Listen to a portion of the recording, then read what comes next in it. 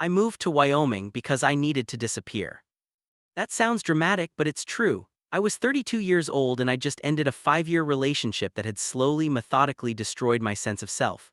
My ex, Brian, had been charming and attentive and so good at making me feel like I was the problem, like my boundaries were unreasonable, like my needs were too much, like I should be grateful he put up with me at all. It took my therapist 8 months to help me see it for what it was: emotional manipulation, gaslighting, psychological abuse wrapped in the language of love. When I finally left, I felt like I'd been holding my breath for 5 years and could finally exhale. But I also felt raw, uncertain, like I didn't trust my own judgment anymore. So I took a job as far from Boston as I could get, a marketing position for a sustainable agriculture nonprofit based in Jackson, Wyoming. Remote work, beautiful location, a chance to start over where nobody knew me and I didn't have to explain why I flinched when someone raised their voice or why I over-apologized for everything. The nonprofit connected me with a ranch where I could stay in exchange for helping with social media and grant writing. The ranch was called Broken Creek, which felt appropriate given my current state, and it was owned by a woman named Sarah who raised horses and ran a small therapeutic writing program for people with disabilities. I arrived in late May when Wyoming was shaking off winter and beginning to remember it knew how to be beautiful. The ranch was 40 acres of rolling grassland backed by mountains that still had snow on their peaks. The main house was log cabin style, weathered and solid. There was a barn, a stable, several outbuildings, and a small guest cottage where I'd be staying. Sarah met me when I pulled up in my rental car. "You must be Elliot," she said, shaking my hand with the firm grip of someone who worked with her hands for a living. She was maybe 50, with gray-streaked brown hair pulled back in a ponytail and smile lines around her eyes. "Welcome to Broken Creek. How was the drive from the airport?" "Beautiful and long." "Everything's long out here, you get used to it." She grabbed one of my bags. "Let me show you the cottage, then we can do a tour of the property and I'll introduce you to everyone." The cottage was small but perfect. One bedroom, a kitchenette, a bathroom with a shower that actually had good water pressure. There was a wood stove in the main room and windows that looked out over the pasture where horses grazed in the afternoon sun. "It's perfect," I said, "thank you."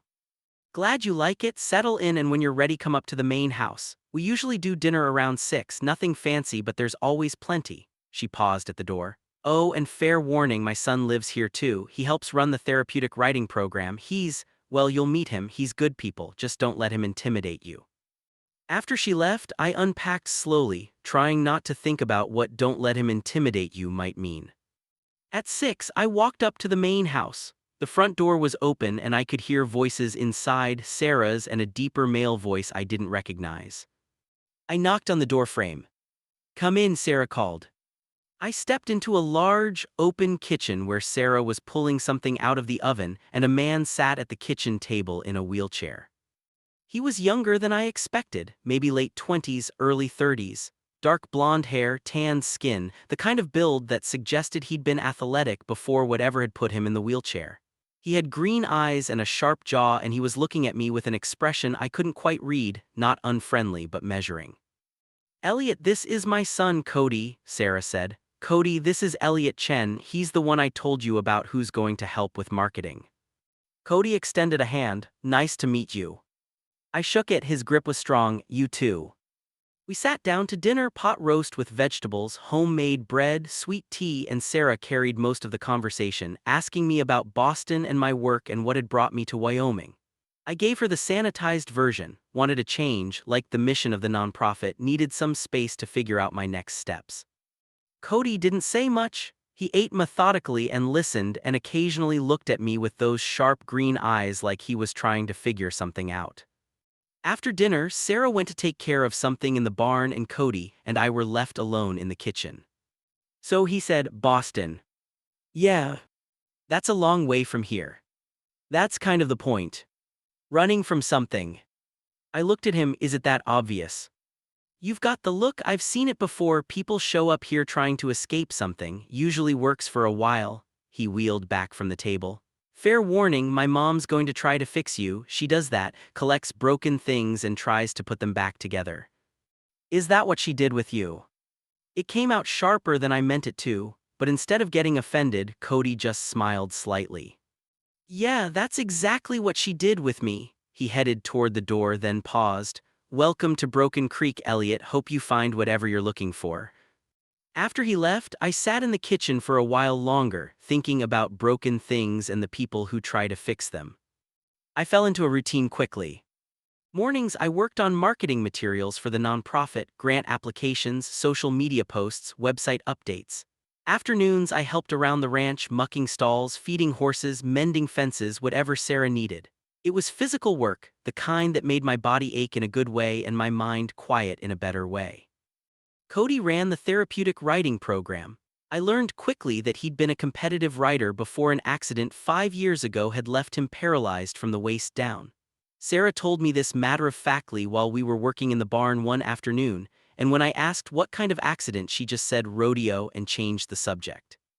I watched Cody work with the riders, kids mostly, some adults, people with various disabilities learning to ride and care for horses. He was patient and firm and clearly skilled. He moved around the stable and arena in his wheelchair with the same confidence other people walked, adapting the space and the work to his reality without making a big deal of it.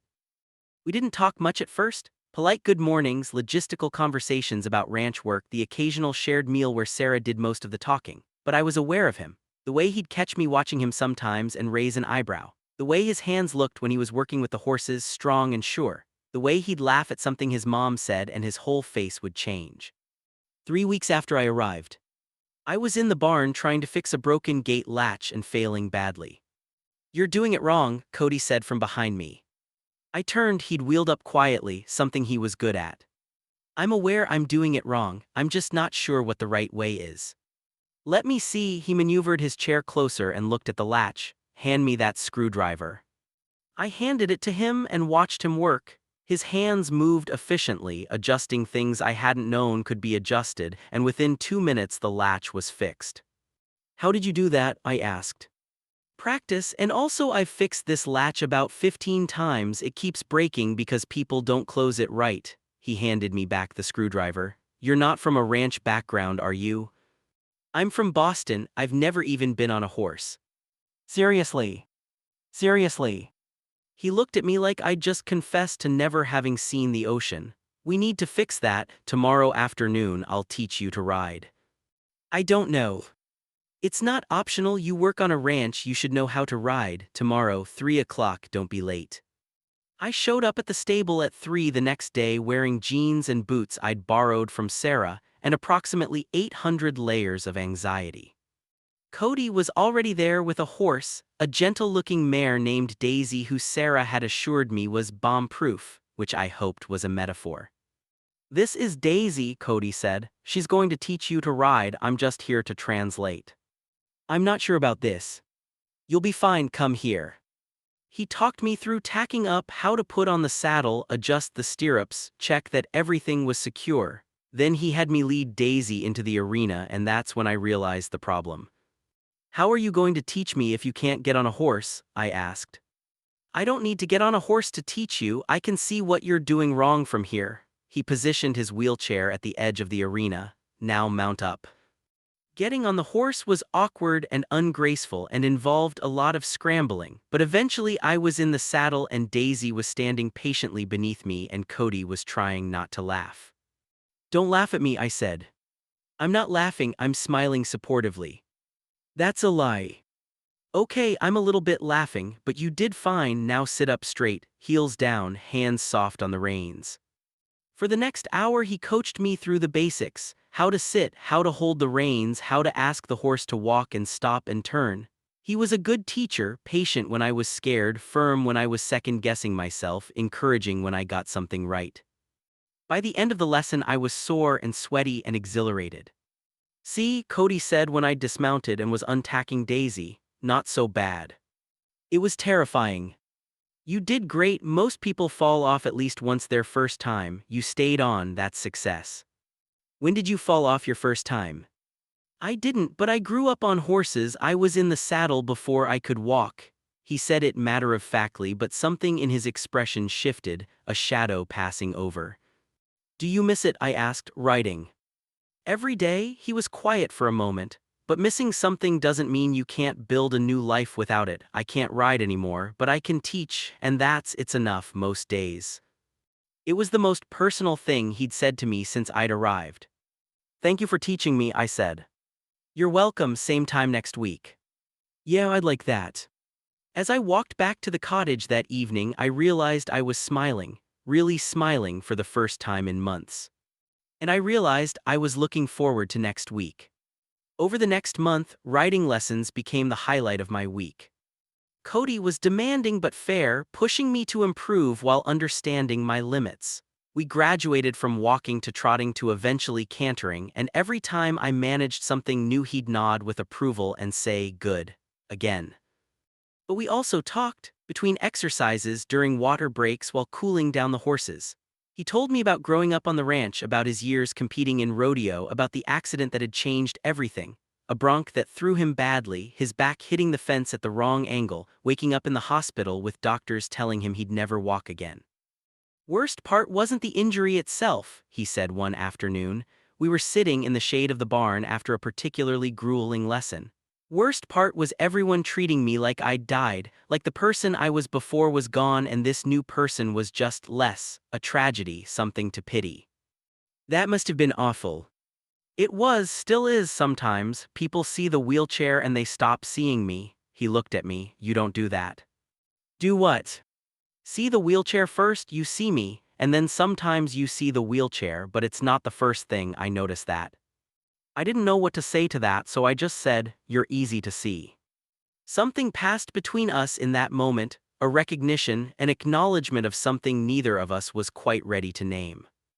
I started spending more time at the main house, helping with dinner, watching movies afterward, sitting on the porch in the evenings talking about nothing and everything. Sarah seemed pleased that Cody and I were becoming friends. She'd make pointed comments about how good it was for him to have someone his own age around, how he'd been too isolated since the accident.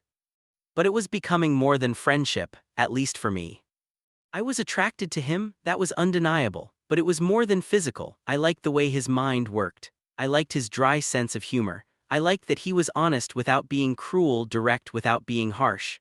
I liked that he treated me like an adult capable of handling difficult truths instead of like something fragile that might break.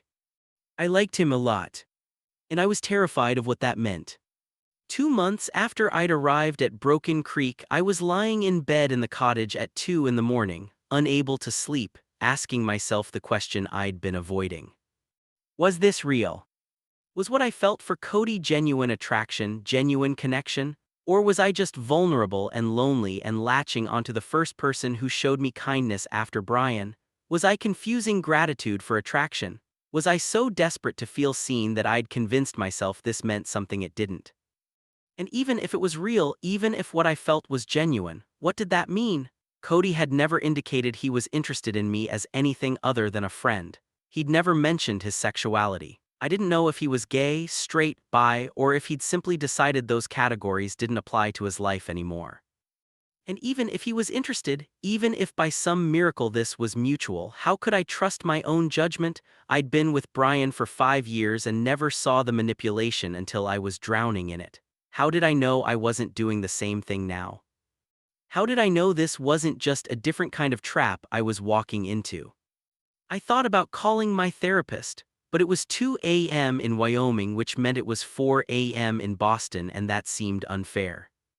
Instead, I got up and made tea and sat on the cottage porch looking at the stars, which were more numerous and brighter here than I'd ever seen them in the city. The next morning at breakfast, Cody said, "You look terrible." Thanks, I didn't sleep well. Clearly, he poured me more coffee. What's going on? Nothing, just thinking too much. About. I almost told him, almost said about you and let whatever happened happen, but I chickened out. About my ex, I said, which was true, just not the whole truth. About how he messed with my head and how I'm still trying to figure out what's real and what was him gaslighting me into doubting myself. Cody was quiet for a moment, then he said, "You want to know something?" Always. The first few months after my accident, I spent a lot of time wondering what was real. People would tell me I was brave or inspiring or that I was handling it so well, and I'd think, is that true? Or are they just saying what they think I want to hear? Are they lying to make themselves feel better about my tragedy? I couldn't tell what was genuine and what was performance anymore. What did you do? Started trusting my gut more than my head. My head could be convinced of anything if someone argued well enough, but my gut knew when people were being real with me, I could feel it. And when they were performing, I could feel that too.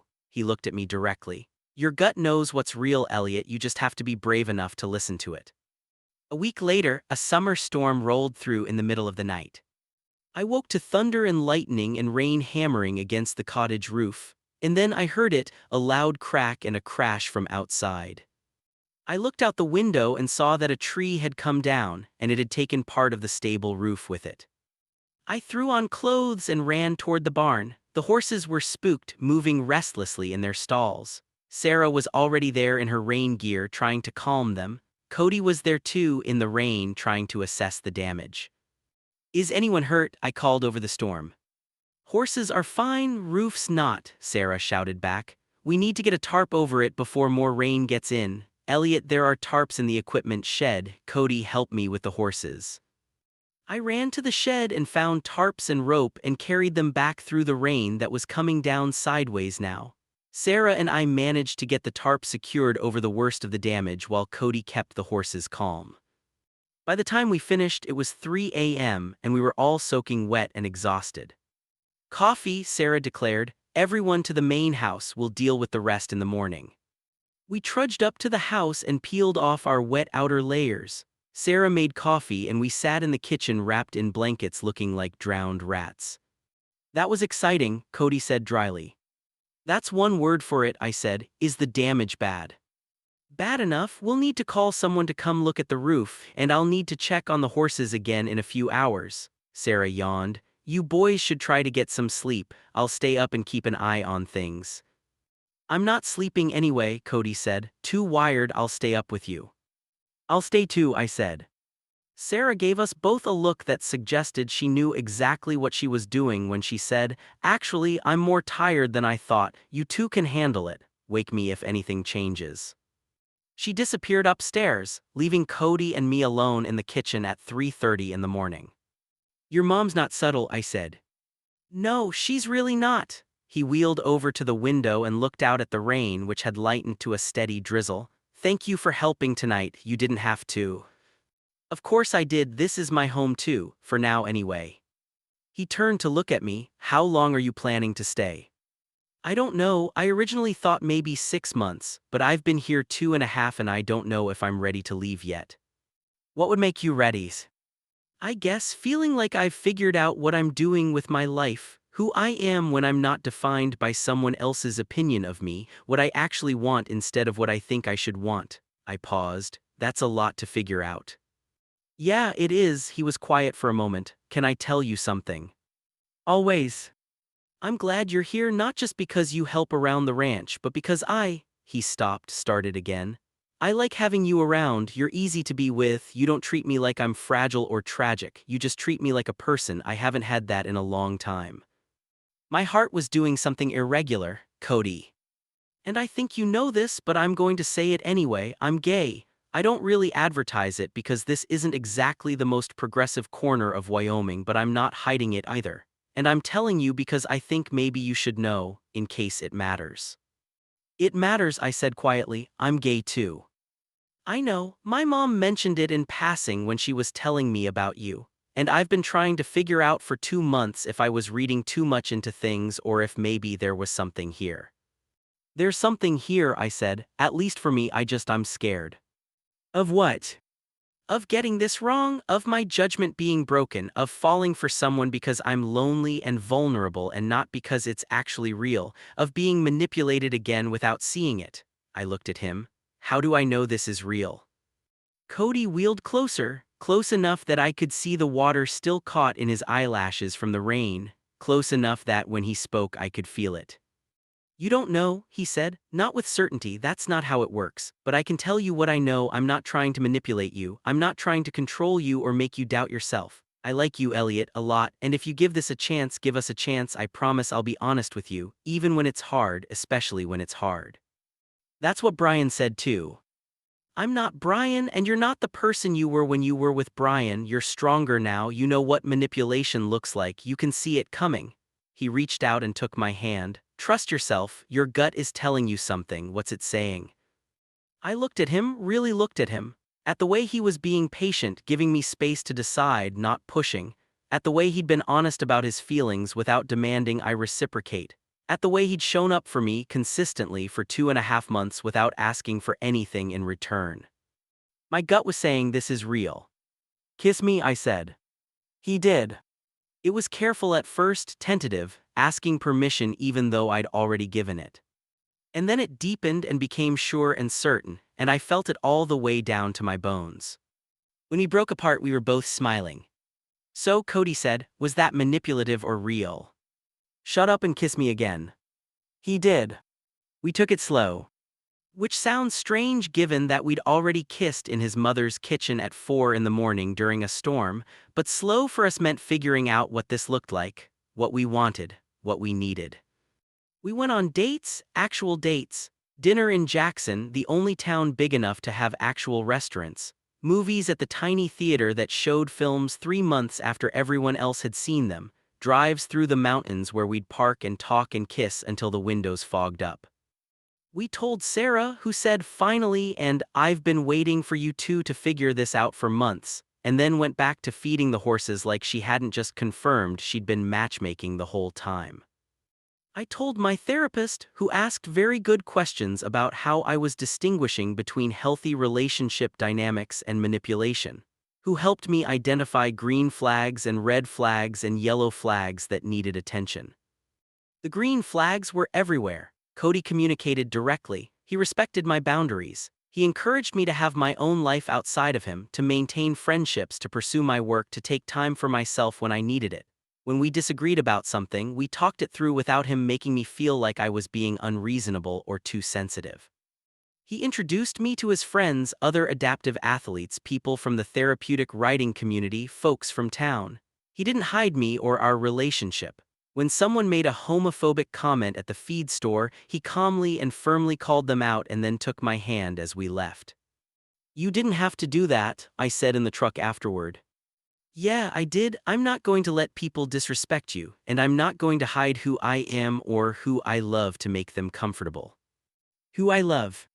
He said it casually, like it wasn't the first time he'd used that word, but it was, and my heart caught on it. Say that again, I said. Say what? That you love me. He pulled over on the side of the road and turned to look at me. I love you, Elliot Chen. I've loved you since you fell off Daisy during your 3rd riding lesson and got right back on without complaining. I've loved you since you stayed up all night helping with the storm damage. I've loved you since you told me you were scared of getting it wrong and asked me to help you figure it out. He took my hand. I love you, is that okay? Yeah, I said, and I was crying, which was embarrassing but also not. It's okay, I love you too. 6 months into our relationship, we had our first real fight. It was about me potentially taking a job offer in Denver, a good job, better pay, career advancement. I'd applied months ago before Cody and I had gotten together, and I'd assumed I wouldn't get it, but they'd called with an offer and I had a week to decide. Why didn't you tell me you'd applied? Cody asked. We were in his room at the main house. He'd converted the downstairs den into a bedroom after his accident, and his voice was controlled, but I could hear the hurt underneath. Because I applied before we were together, it wasn't relevant. It's relevant now. I know, that's why I'm telling you now. Are you going to take it? I don't know, that's why I wanted to talk to you about it. What's there to talk about? It's your career, your decision. I recognize this, the careful neutrality, the I'm being supportive tone that actually meant I'm hurt but I'm not going to say it directly. I'd seen this before with Brian, except with Brian I would have backed down immediately, would have said you're right, never mind, and withdrawn the whole thing to avoid conflict. But I wasn't that person anymore. Cody, don't do that. Do what? Pretend you don't have feelings about this, pretend you're fine when you're not fine. I can see you're upset, talk to me. He was quiet for a long moment, then, I don't want you to go there, that's honest. I don't want you to take the job, I don't want you to move to Denver. I want you to stay here with me and build a life on this ranch and figure out what forever looks like. But I also don't want to be the reason you don't pursue your career. I don't want to be the person who holds you back, and I'm terrified that if I ask you to stay, that's what I'll be. I crossed the room and sat on the bed next to his wheelchair. You're not holding me back, you're not Brian, you're allowed to want me to stay, you're allowed to tell me that, and I'm allowed to consider it along with everything else when I make my decision. What else is there to consider? Whether I even want that job, whether Denver is where I want to be, whether the life I've built here with you, with your mom, with the ranch, whether that's what actually makes me happy or if I'm just hiding from my career ambitions. I took his hand. I need to figure out what I want, not what I think I should want, not what would make you happy or what would make my ex happy, what I actually want. And if what you want is Denver, then we figure it out, long distance, or we reevaluate, or I don't know, but we figure it out together, as partners, with honest communication about what we both need. He pulled me closer and kissed me. I'm still learning how to do this, the healthy relationship thing, the honest communication thing. I spent a week thinking about it. I made lists, I talked to my therapist, I called friends from Boston and asked what they thought. I went for long rides on Daisy. I was a competent writer now, could go out alone on the trails and processed everything. What I realized was this: the Denver job was a good job, but it wasn't my dream job. It was just the next logical step on a career path I'd started years ago because it seemed stable and practical. What I actually wanted, what made me excited to get up in the morning, was the work I was doing at Broken Creek. The marketing for the nonprofit, the grant writing, the social media storytelling about therapeutic writing and adaptive sports and rural LGBTQ+ community building. What I actually wanted was to build something here, with Cody, with Sarah, with this community that had become home. I called the Denver company and turned down the offer. Then I called my boss at the nonprofit and asked if there was a full-time position available. There was. Then I went to find Cody.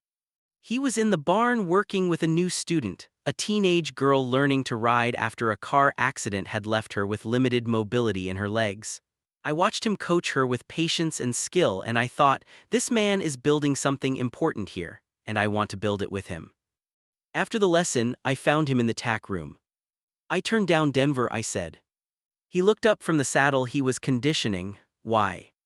Because what I want is here, the work I care about is here, you're here, this life is here. I sat down on a hay bale. I'm not staying because you asked me to or because I'm afraid to leave. I'm staying because this is where I want to be, this is what I choose. You're sure? I'm sure. He set down the saddle and wheeled over to me. Elliot Chen, are you telling me you're choosing a life on a ranch in Wyoming with a paralyzed cowboy over a lucrative career in Denver? That's exactly what I'm telling you. You know, I can't do half the things most partners could do. I can't hike mountains with you or dance with you at weddings or... I don't care about those things. I care about you. I care about the way you see the world. I care about building a life with you that's real and honest and ours. I took his hand. You're enough, Cody, more than enough, you're everything.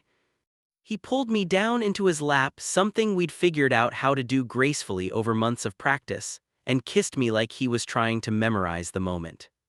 I love you, he said against my mouth. I love you too.